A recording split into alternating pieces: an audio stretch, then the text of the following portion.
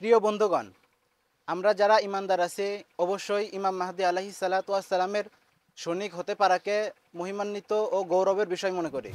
অবশ্যই আমরা চাই যখন তিনি আবির্ভূত হবেন বরফের উপর হামাগুড়ি দিয়ে হলেও আমরা তার সৈন্যদলে শরিক হব এবং আল্লাহ তাআলার জন্য তার কমান্ডে থেকে জীবন দিব। আর এর জন্য আমাদের ঈমান, চরিত্র এবং নৈতিকতায় উন্নতি সাধন করতে হবে।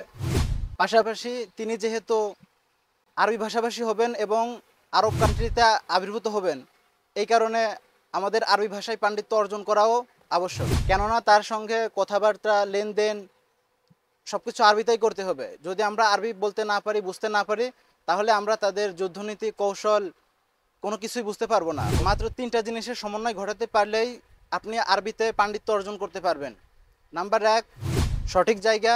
নাম্বার 2, যোগ্য ব্যক্তি। নাম্বার 3, উপযুক্ত কিতাব। যদি আপনি যোগ্য ব্যক্তির সন্ধান পেতে চান, তাহলে আমি আপনাকে মুফতি মাহবুবুর রহমান কিশোরগঞ্জি সাহেবের সন্ধান দিতে পারি।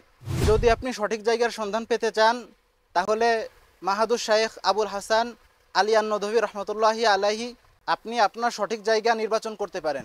এবং যদি আপনি উপযুক্ত কিতাবের সন্ধান পেতে চান, তাহলে আমি আপনাকে মুফতি মাহবুবুর রহমান কিশোরগঞ্জি সাহেবের লিখিত আল ফাওয়াইদুল জালিলা ফি কাওয়ালিবিল আরব এর সন্ধান দিতে পারি। এর দ্বারা আপনি আপনার মঞ্জিলে মাকসাদ পর্যন্ত পৌঁছতে পারবেন ইনশাআল্লাহ।